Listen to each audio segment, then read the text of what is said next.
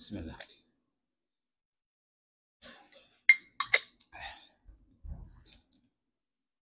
Assalamualaikum warahmatullahi wabarakatuh.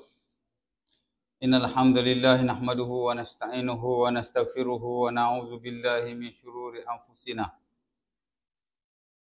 wa min sayyiati a'malina may yahdihillahu fala mudilla lahu wa may yudlil fala hadiya lahu. Asyhadu an la ilaha illallah wahdahu la syarika lahu wa asyhadu anna Muhammadan 'abduhu wa rasuluh. Allahumma salli ala Muhammad wa azwajihi wa zurriyyatihi kama shallaita ala Ibrahim wa ala ali Ibrahim. Wa barik ala Muhammad wa azwajihi wa zurriyyatihi kama barakta ala Ibrahim wa ala ali Ibrahim innaka Hamidum Majid.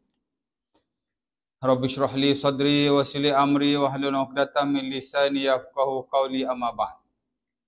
Syukur kepada Allah Subhanahu wa taala kerana pada malam ini kita dapat sama-sama berkumpul dan akan kita sambunglah pesan kita daripada fiqh muamalat, di mana pada sesi yang lalu kita pada bab asyirkah, perkongsian ataupun partnership. Saya ingat 3 kuliah hari tu.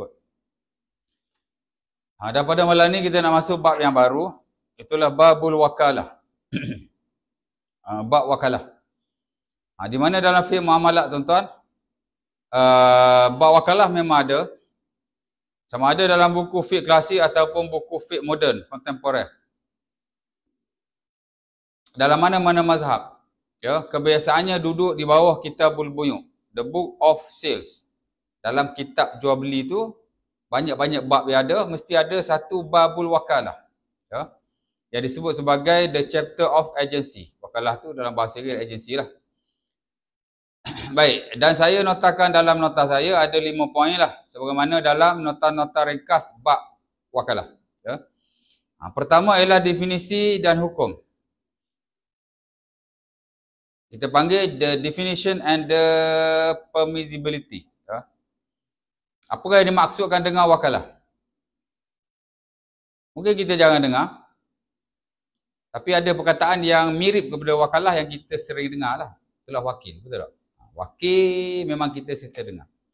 Dan kita pun selalu duk guna wakil. Pasal wakil ni bahasa Arab yang telah dimelayukan. Tapi wakalah macam tak pernah dengar lah. Tapi dia lebih kurang sama. Wakil, wakalah dia lebih kurang, ya. Baik, cuma wakalah tu dia panggil kata nama perbuatan lah. Wakil kata nama perseorangan, ya. Baik. Dan hukum dia juga. Hukum ni maksudnya apa sudut pandang syariah dalam bab wakalah. Boleh ke tidak boleh? Yang kedua ialah kebaikannya, ya. Kenapa ia disyariatkan oleh Allah Subhanahu Wa Taala? Kemudian yang ketiga rukun. Ini biasalah. Yang disebut sebagai pillars. Arab pun panggil rukun, Melayu pun panggil rukun. Bahasa Inggeris dia panggil pillars. Dan yang keempat ialah syaratnya, condition. Di mana rukun dan syarat ni adalah perkara penting lah. Sebenarnya lebih penting daripada definisi dan hukum dan kebaikan dia juga. Kerana tidak jadi wakalah melainkan dengan rukun dan syarat itu. Definisi simple aja, asal kita faham aja apa itu wakalah. Dan tak fardu ain kita belajar pun. Hukum maklumlah, semua tahu, ia harus. Ya. Walaupun ada dalil yang spesifik dalam Quran dan hadis-hadis Nabi SAW, tapi kalau tak ada dalil yang spesifik pun tak apa, kerana dalil am sudah memadai dalam urusan muamalat. Kerana asas muamalat itu harus. Mungkin berbeza dengan ibadat, di mana asas-asas ibadat itu haram. Tapi kalau ada dalil secara spesifik, itu lebih baik. Ya. Rukun dan syarat ni tuan-tuan dalam kewangan Islam kita panggil the basic principle. Kalau kita baca buku-buku kewangan Islam yang moden kan, kebiasaannya kalau dia sebut the basic principle of sale, the basic of principle of hiring, the basic principle of agency, ia merujuk kepada syarat dan rukun tu lah. Basic principle ni makna prinsip-prinsip am, prinsip-prinsip asas, ya. Tapi kebiasaan dia juga guna pillars and condition, rukun dan syarat, ya. Kemudian yang kelima tuan-tuan, pembatalan, cancellation, termination, ya, ataupun withdrawal of the contract. Mana kita tarik diri daripada wakalah tu macam mana, ya. Kerana wakalah ni tuan-tuan dia satu akad antara dua pihak. Sebagaimana akad-akad muamalah yang lain. Di mana ada akad ni tuan-tuan, kita tak boleh batal. dia disebut sebagai binding contract. Dalam bahasa Arab kita sebut sebagai aqdun lazim. Once kita dah masuk akad tu, dia mesti diteruskan. Tak boleh cancel, melainkan dengan persetujuan kesemua pihak. Sekurang-kurang dua pihak yang terlibat lah. Itu dia panggil binding contract. Arab dia panggil akad lazim. Melayu mungkin kita panggil akad apa? Akad lazim juga kot ya. Satu lagi dia panggil akad yang tidak lazim. Bahasa Inggeris kita panggil non-binding contract. Hatta dalam kawangan Islam pun kita panggil non-binding contract. Maknanya kontrak yang kita boleh batalkan pada bila-bila masa di mana sahaja tanpa persetujuan semua pihak. Asal kita nak batal aja kita boleh tarik diri. Ya, asal kita nak batal aja kita tarik diri. Begitu juga pihak yang berakad, dia nak batal anytime anywhere, dia punya suka. Dia tak perlu rujuk persetujuan orang lain. Itu beza antara binding dan non-binding kontrak ya. Kontrak yang lazim dan kontrak yang tidak lazim. Ya, baik. Itu 5 perkara penting lah ya, yang paling asas. Definisi dan hukum, kebaikan, rukun, syarat dan pembatalan. Okey, saya try pergi one by one lah ya. Syarat 80. Okey, poin nombor 1, definisi dan hukum. Wakalah berarti perwakilan. Itu masuk dalam bahasa Melayu lah dan secara bahasa lah ya. Dalam bahasa Inggeris, dalam bahasa Arab kita panggil at-tafwid. Al-wakalatu lughatan at-tafwid wal hifz. Maksudnya kita mewakilkan, kita memberi kita menyerahkan. Tafwid itu makna menyerahkan ya. Kita suruh dia jaga, macam itulah lebih kurang ya. Ada wakil-wakil ni memang ada banyak digunakan dalam Al-Quran walaupun tidak menjurus kepada muamalat. Banyak perkataan wakil dalam Quran ni. Hatta al-wakil adalah satu nama daripada nama Allah Subhanahu Wa Taala. Ya. Memang dalam 99 Asmaul Husna tu ada al-wakil, ada kot. Ada. Tapi kalau tak ada pun tak apa sebab nama Allah ni bukan 100. Bukan 99, dia lebih, ya. Ala kulli hal al-wakil, wakil ni adalah satu nama daripada nama Allah Subhanahu Wa Taala. Wa kafa billahi wakila dalam Quran kan. Dan memadailah Allah itu sebagai wakil. Allah ni wakil kita. Pasal apa Allah wakil kita? Pasal kita tawakkaltu ala Allah. Kita bertawakal kepada Allah. Apa makna bertawakal? Menyerah diri. Apa makna menyerah diri? Kita lantik Allah jadi wakil kita lah. Penolong kita, pembantu kita, itulah makna wakil. Ya, Allah wakil kita. Tapi bukan wakil dan muamalat lah. Wakil dari sudut pencipta dan hambanya. Di mana Allah ni, bila kita bertawakal kepadanya, dia wakil kita lah. Dia akan bantu kita, akan tolong kita. Ya. Itu makna wakil. Tawakal ni kita lantik Allah jadi wakil. Ya. Tapi bukan lantik jadi wakil muamalat ni. Ya. Lantik Allah jadi wakil, yang ni sebagai pembantu, penolong dan seumpamanya. Ya. Baik. Itu bahasa Arab ya. Wakil, al-wakalah ataupun wakil artinya tafwid atau hafiz. Ya. Bahasa Melayu bolehlah kita kata mewakilkan, menugaskan, menyerahkan tugasan, memberi autoriti, memberi kuasa dan macam-macam lagi. Dia betul-betul yang macam tu ya. Tapi saya lihat bahasa Inggeris banyak dia punya sinonim, dia banyak. Ya. Kadang disebut sebagai agensi. Itu yang banyak digunakan pakai dalam muamalat ni, dia panggil akad perwakilan. Contract of agency. Itu biasa yang digunakan lah. Walaupun dia boleh guna banyak perkataan yang lain. Agensi ni makna proxy boleh guna juga. The contract of proxy boleh. Mandate, the contract of mandate boleh juga. Empowerment, delegation, authorization dan macam-macam lagi ya. Tapi itu semua merujuk kepada kita memberi kuasa kepada seseorang lah untuk buat tugas bagi pihak kita. Okey. Di mikak negara kita ada definisi masing-masing ya. Dalam market tuan-tuan, INSEF, kita punya Institut Kewangan Islam yang top tu, dia ada keluarkan satu buku 900 muka surat. Dan ada bab wakalah di situ.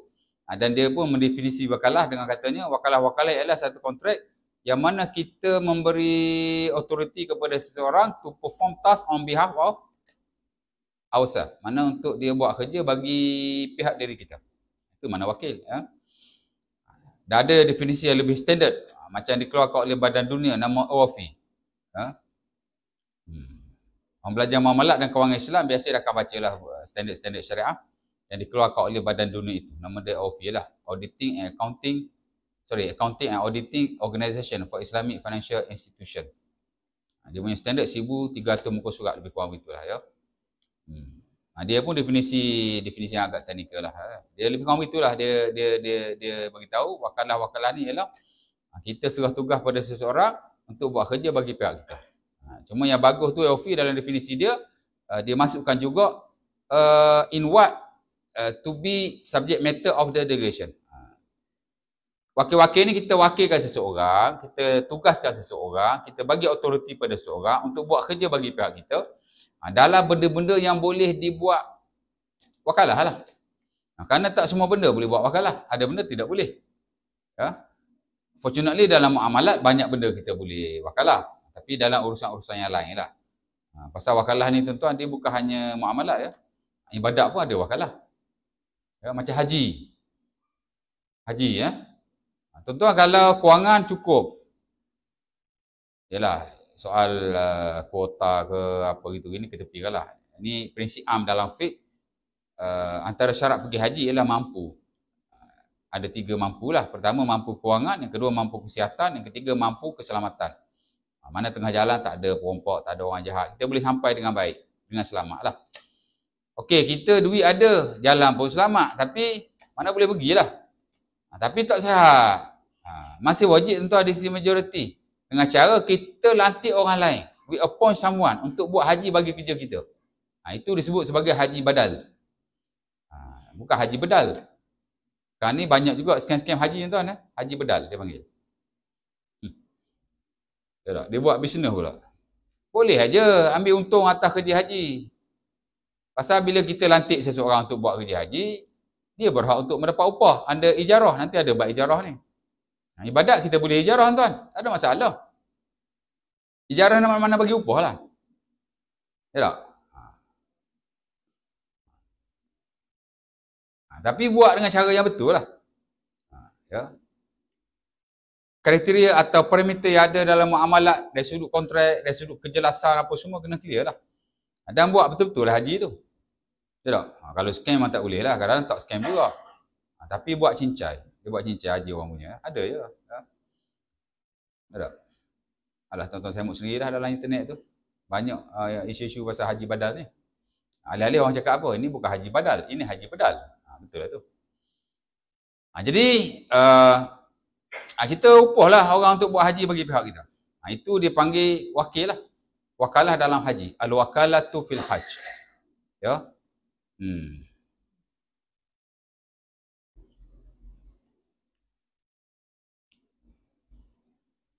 Apa lagi? Ibadat wakil.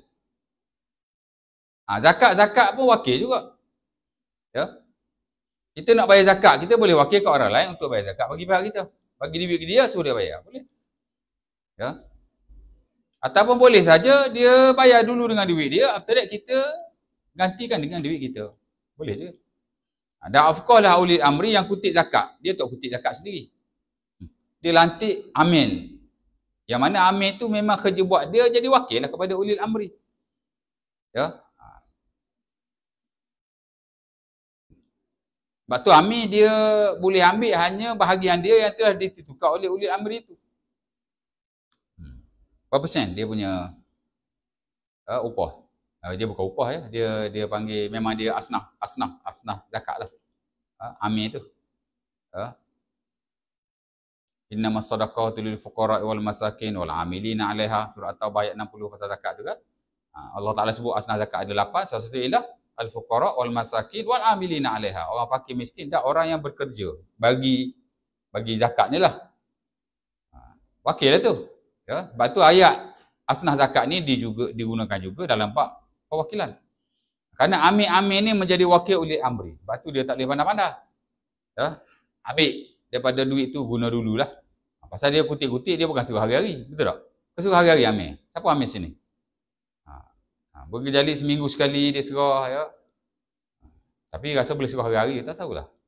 Tak tahulah kan. Kau dia guna dulu duit tu lah. Kutip-kutip. Mungkin ulil amri ataupun pejabat zakat tu bagi nombor akaun sudah serahkan. Dia boleh aja serah on daily basis, weekly basis. Saya rasa begitulah. Allah Ta'ala nanti cek balik. Tapi nak cerita, yalah mungkin dia serah 2-3 hari sekali ke, dia guna dulu duit tu. Boleh tak? Niat pinjam, lepas tu ganti balik. Memang dia kena bayar ikut resit dia pun. Banyak mana resit yang dia keluarkan, banyak itulah dia kena bank in. Ataupun banyak mana resit yang dia ambil, kemudian dia guna resit tu, dia kena bagi atau serahkan ikut hak resit dia tu lah. Ya? Dia pinjam, boleh tak? Tak boleh, pasal duit tu bukan duit dia. Dia kena minta izin lah dengan uli amri. Boleh. Dia nak gunakan dulu, nak pinjam dah seumpama, tapi kena minta izin uli amri. Tak tahulah boleh ke tidak. Uli amri bagi tidak, tapi kena minta izin. Pasal duit tu bukan duit dia. Jauh sekali kalau dia nak cilok. Ya. Nak menipu, dia kutip sekian-sekian, dia serahkan sekian-sekian.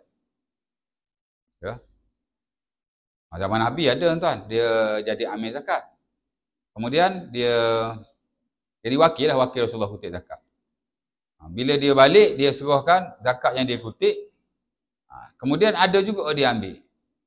Bila Nabi tanya, pasal Nabi dia cek sendiri. Nabi ni dia selia sendirilah. Dalam hadis tersebut, fahasabahu, Nabi sendiri yang collect zakat tu. Pasal Nabi dia tak lepas tangan. Ya. Lepas tu dia kata, hak ni aku punya ya, ini hadiah orang bagi kat aku. Lepas tu Nabi marah. Ya tak? Nabi kata, kalau awak tak jadi amil, awak tak dapat hadiah.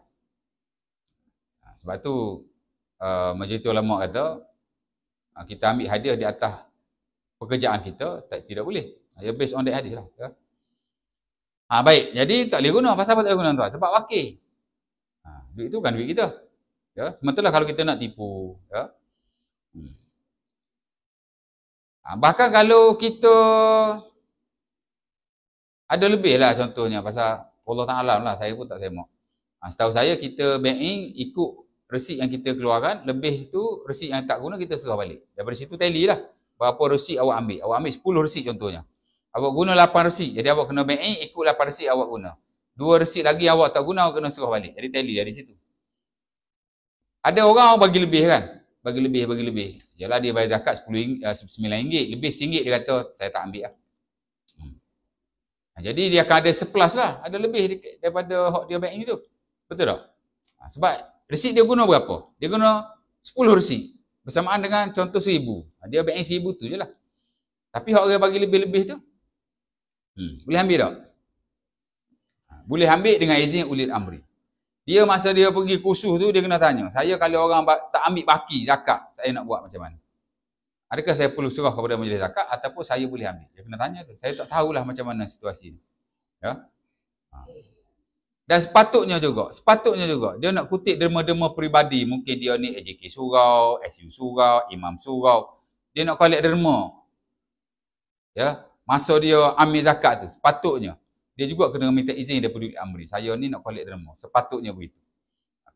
Kerana dia dalam bab pemberian ataupun hadiah, bab ambil zakat ni dia agak strict sikit. Ya, dia tak boleh main suka-suka. Sebab kita buat kerja, kita jadi wakil. Of course lah kita asnaf. Sebagai asnaf tu lah yang kita dapat tu.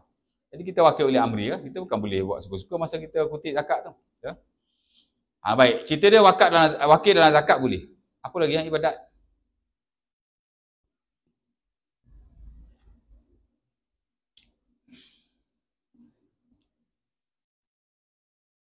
Okey, wakil untuk baca Quran pada si mati. Walaupun tidak ada hadisnya, tapi saya lihat sebagian fuqaha, terutama yang klasik-klasik lah juga membenarkan. Kita tak pandai baca Quran. Kita nak suruh orang baca Quran, niat untuk beri pada bapak kita. Contohnya, bapak kita dah mati kan. Kita berupahlah someone untuk baca Quran sekian-sekian, dan kita berilah wang kepadanya. Mana dia wakil kita untuk baca Quran bagi orang tua kita lah. Maka sebagian kata boleh. Mana ada perwakilan juga di situ. Orang pun tak perlu sebenarnya. Ya. Wakil awak tak kerti baca Quran langsung. Apa lagi? Tak tahulah. Tapi adalah slot-slot tertentu dalam ibadat. Yang mana kita boleh mewakilkan antara satu dengan yang lain. Dalam muamalat memang sebahagian besar daripadanya boleh mewakil-wakilkan. Dalam jual beli boleh wakil mewakilkan. Awak nak jual sesuatu, awak wakil pada orang. Tolong jual lah. Berapa harga nak jual? Sekian-sekian. 10% awak punya. Boleh. Ataupun jual lah sekian-sekian harga. Upah awak sekian-sekian RM. Boleh saja beri upah secara RM, boleh saja beri upah secara peratusan daripada harga barangan. It is open. Boleh saja. Walaupun kalau tuan-tuan ikut standard mazhab Syafi'i, upah-upah sebegitu tak boleh by percentage. Dia mesti by RM. By percentage, akad itu tidak sah dan ia adalah haram. Tidak boleh dilakukan sama sekali. Kerana ulama-ulama Syafi'i menganggap ia adalah ghoro, uncertainty. Upah ni dia kata mesti jelas. Berapa RM. Kalau main percentage tak jelas. Tak jelas haram lah. Which is hari ni sudah tidak digunakan lagi. Ya. Kita tak pakai lah tu. Tempatan baik, global baik. Kita pakai, boleh saja by percentage. Ya. Tapi RM pun boleh. Okey, kita nak beli barang. Mungkin kita nak wakilkan orang lain. Bagi duit ke dia, mau tolong dia belilah kat aku. Boleh aja. Ya.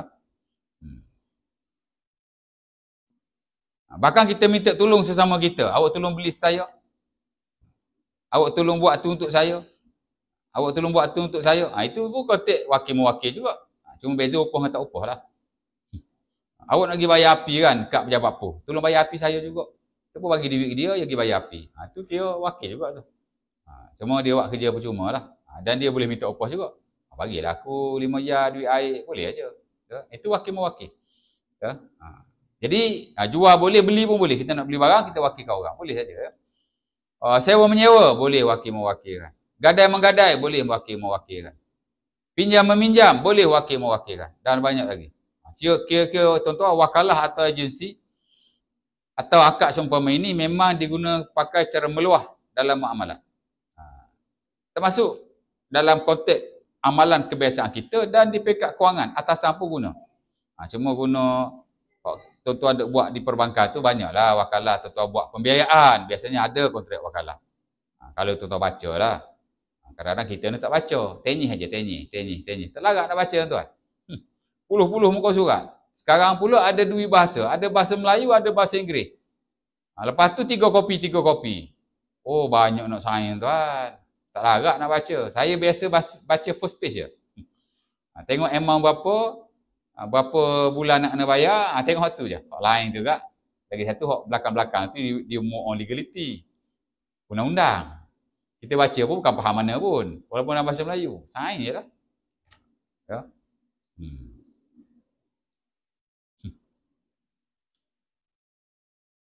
Tapi ada terma-terma tu tuan-tuan kena baca ya.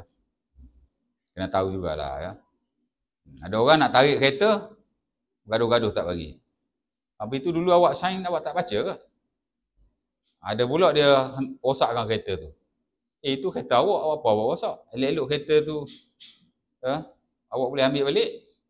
Kalau awak tak boleh ambil balik pun boleh jual. Kereta tu masih ada harga. Tapi kalau awak dah jahanamkan kereta tu dah kuranglah harga dia, awak juga yang menanggung hutang.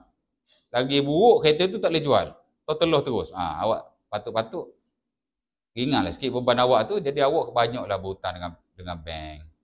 Oh, bank cerdik tuan. Isyak azan tu. Isyak kan? Kejap berapa minit 20 minit kot. Setengah jam kot.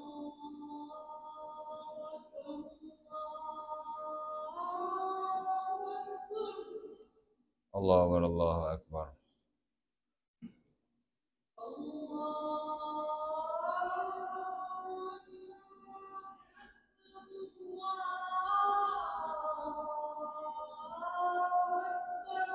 Allahu Akbar.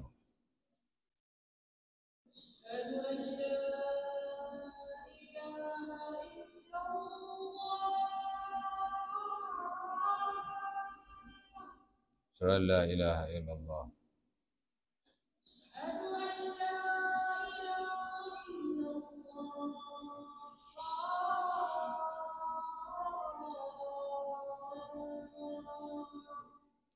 La ilaha illallah.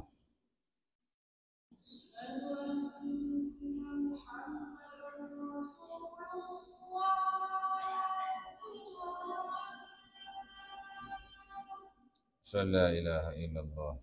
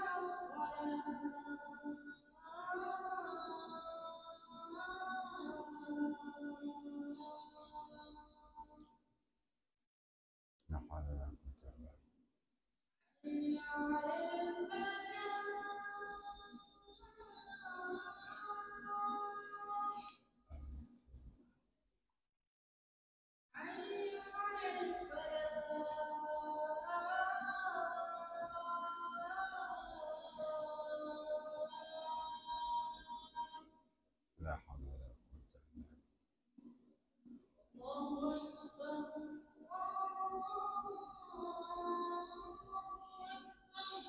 Allahu akbar.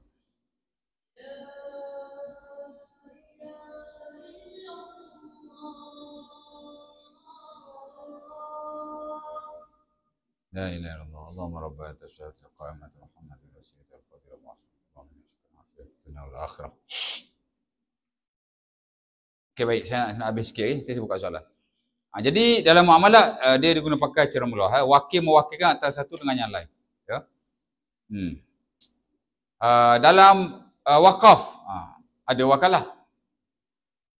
Ya, ada perwakilan. Siapa wakil dalam wakaf? Dalam konteks hari ni wakil kita Majlis Agama.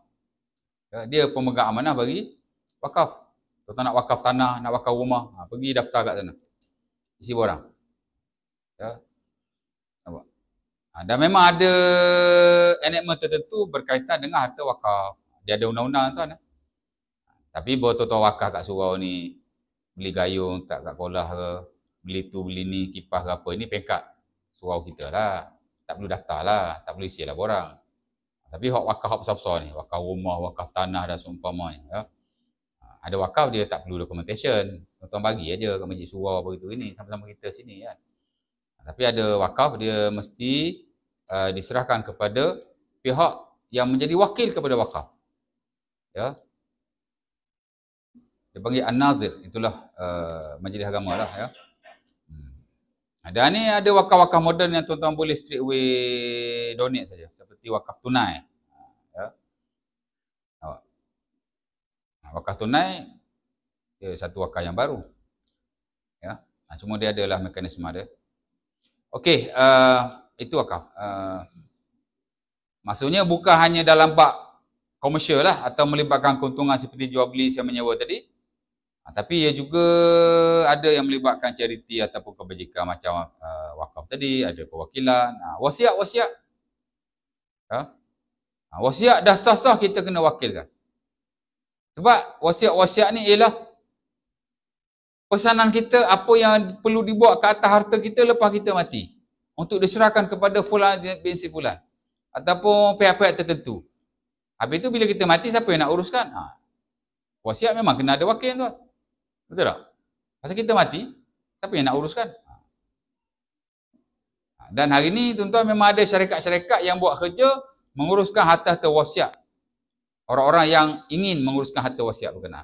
Tuan-tuan ada rumah 10 biji kan? 10 biji nak wasiat lah. Wasiat ni makna nak bagi pada orang lepas tuan-tuan mati. Ya. Tuan-tuan buka lah kat market ada banyak syarikat-syarikat trustee dia panggil. Yang menguruskan amanah wasiat-wasiat orang yang nak meninggal dunia. Ya. Bukan nak meninggal dunia, maksudnya dia nak serahkan harta dia lepas dia mati lah. Ada banyak kat internet. Antara yang top Solihin Trustee. Dan saya ingat bank pun ada buat juga. Trustee seumpama ni. Saya rasa lah, saya pun tak pasti. Jadi ada wakil lah di situ. Jadi wakil ni dalam bab komersial yang melibatkan keuntungan, profit oriented. Dalam bab charity dan kebajikan pun boleh juga. Pasal dia benda dunia kan. Dia boleh saja wakil mewakil antara satu dengan yang lain. Lagi mana cukup rukun dan syaratnya. Ya, maka ia berjalan. Dan sah di sisi syarak. Boleh. Jadi kita baru pergi satu poin lah. Itulah definisi dah betul-betul definisi wakalah dah betul-betul wakalah secara am. Walaupun kalau tuan-tuan belajar in detail banyak lagi perinciannya dalam bab tu. Tapi ringkasnya kita tahu itulah ya. Wakalah ni ialah wakil mewakilkan antara satu dengan yang lain dalam pengusaha harta. Dan dia digunakan pakai secara meluas dalam muamalah. Ya. Dan sebahagian kecil ibadat juga melibatkan wakalah atau wakil mewakil. Itulah poin malam ni. After this kita masuklah pensyariatannya merujuk kepada ayat Quran dan hadis Nabi ada. Kita go through saja. Kemudian kita akan bincang tentang rukun dan syarat wakalah. Dan bagaimana kita ingin undur diri ataupun kita nak terminate, nak stop daripada sesuatu urusan wakalah itu. Ya. Ada soalan? Ada yang tanya apa-apa tak? Ada yang tanya apa? Cuma yang penting tuan-tuan, bila kita jadi wakil macam saya sebut mula-mula tadi lah. Kita kena transparent lah ya. Sama ada yang melibatkan keuntungan, jual beli, sewa menyewa, gadai-gadai, pinjam-pinjam. Pinjam bukan keuntungan. Ataupun yang melibatkan kebajikan. Ya, wakaf, wasiat. Dia mesti based on transparency. Tak boleh ada hanky-panky. Dah banyak yang kita lakukan on the market pada hari ni, the based on agency contract. Wakalah lah, wakil mewakilkan. Ya. Tuan-tuan buat broker tu pun wakil mewakilkan. Betul tak? Bukan tuan-tuan boleh buat suka hati. Sebab itu bila kita nak serahkan sesuatu harta kita pada orang lain untuk dia uruskan, dia tolong jual ke macam mana ke, mesti ada bukti-bukti tertentu. Mesti ada bukti-bukti tertentu. Mana mesti ada kontrak lah. Nak hari ni tuan, mesti ada kontrak yang jelas. Kadang-kadang pakai mulut tak jadi. Ya tak? Kawan saya, dia nak pindah, dia ada rumah, dia nak bagi sewa. Iklan sewa. Lepas tu adalah orang nak sewa. Okey, nak sewa sekian-sekian amount.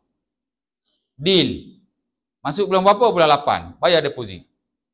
Lala bulan 8 tak ada masuk. Oh, saya tak jadilah masuk bulan 8. Saya masuk bulan 10 lah. Habis tu yang bulan 9 tu siapa nak cover? Saya personally bagi tahu awal dulu lagi. Saya kata, buat hitam putih. Berapa banyak dia bayar, bulan berapa dia nak masuk. Dan paling penting, terma, kalau dia tak masuk, macam mana dengan ganti rugi? Itu perlu ada. Dia kata nak masuk bulan 8, dia nak masuk bulan 10. Lepas tu bulan 8, bulan 9, siapa nak bayar 2 bulan tu? Rugi lah, kita dah nak bayar bank every month. Lepas tu lah konteks hari ni, amat penting sekali untuk kita ada hitam putih. Amat penting sekali tuan. Nak-nak jenis penyewa-penyewa ni kadang. Saya dulu penyewa juga. Tapi saya tak pernah lah siapa tangguh berbulan-bulan hutang sewa orang. Tak pernah. Dah sewa tak bayar berbulan-bulan.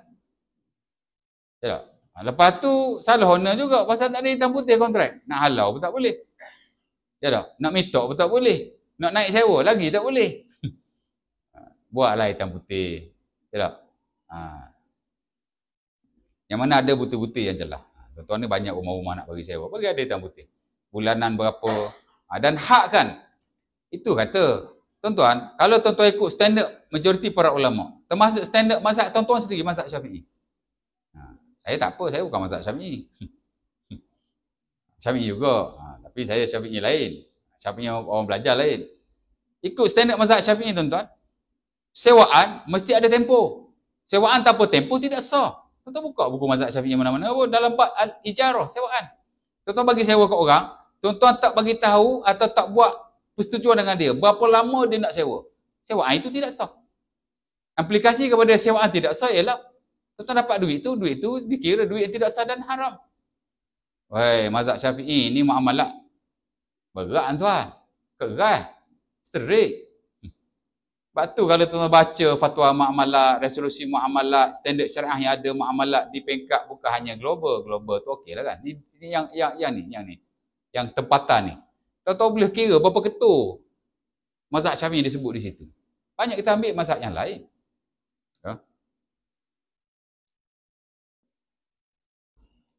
Jadi kalau tuan-tuan bagi sewa ke orang, sewa je. Tidak dinyatakan tempoh. Berapa lama dia nak sewa? Yang disebut sebagai al-ajal. Duration of the tenancy. Berapa lama dia nak sewa? Maka ia tidak sah. Akad tuan-tuan tidak sah. Itu penting. Kena bagi tahu. Dan yang disyorkan lah yang kita belajar dalam kelas dan seumpamanya. Jangan terlalu panjang, jangan terlalu pendek.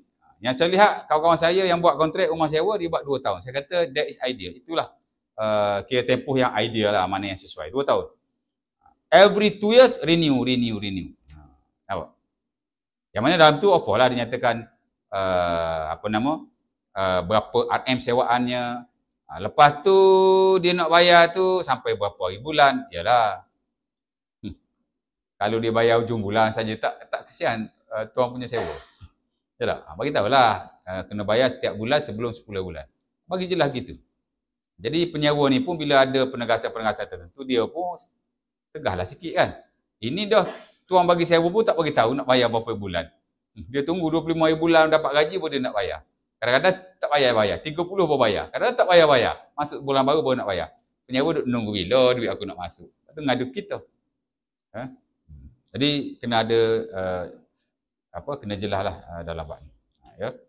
Jadi kalau kita ikut semua tu, jadi kita pun tidak pening kepala, ya. Hmm. Pasal bab-bab duit ni kita kadang tak boleh percaya mana, tuan. Ada masjid suruh tuan, duit tabung karung tu balik kira rumah. Masjid ni tak buat lah kot. Masjid lain. Dia punya timbalan nazir ngadu saya. Ustaz, benda hari saya ni duit Jumaat tak ada orang nak kira, je balik kira rumah. Belik dia ni. Tak boleh hari tu. Itu dipanggil tak ada transparansi. Kita tak kata dia nipu, tapi tidak boleh. Ya. Duit awam ni dia kena, kalau boleh kira sendiri pun tak boleh. Dia kena korang 2 orang lah, ada saksi kan. Ya.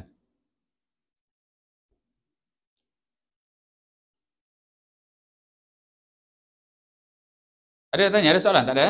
Kalau tak ada kita stop lah. Next nanti kita masuk hot tadi lah yang saya sebut tadi. Kita pergi lebih lanjut tentang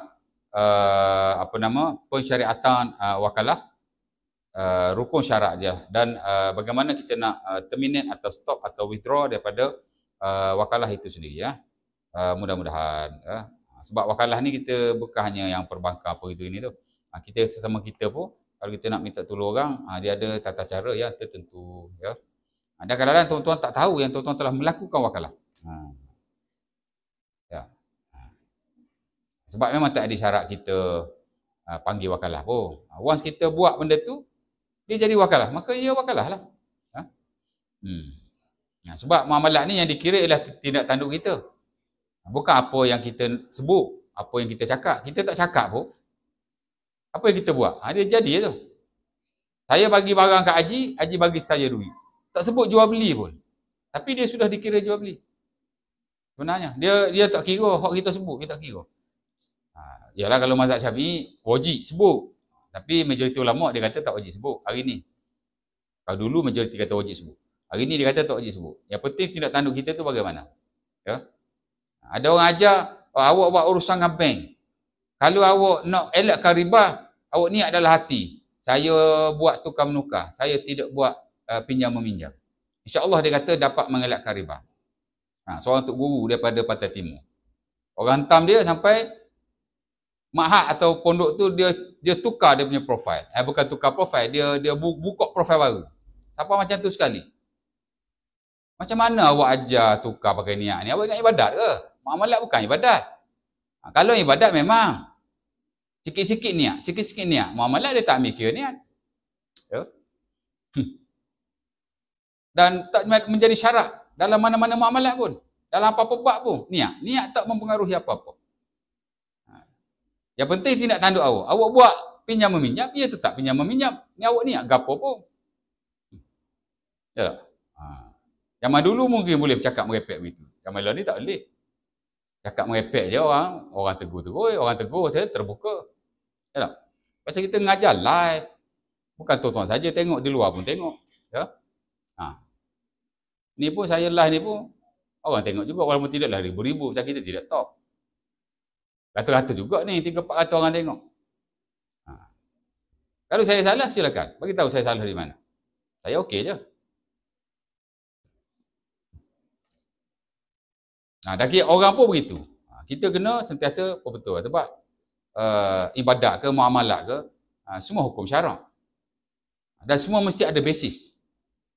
Bukan main suka-suka saja. Memang ada hal-hal tertentu kita ijtihad sendiri, base pada ilmu kita. Bukan kita lah, ahli-ahli dia lah. Tapi dalam banyak hal, dia ada basis yang kukuh. Di mana ia juga adalah wahyu Allah Subhanahu Wa Taala. Kita tidak boleh memandai-mandai. Ya? Okey tu, insya-Allah Taala malam ni setakat ini tidak ada soalan. Abang tu tak ada mana? Abang hok rajin nanya tu. Tu kemah tu. Tak ada dia malam ni. Anak duk fikir balik ni tanya gapo. Saya tanya dia sampai 3 soalan. Aku Gaza, Assalamualaikum warahmatullahi wabarakatuh. Kita tangguhkan majlis kita dengan tasbih kafarah. Aduh, sakit kok.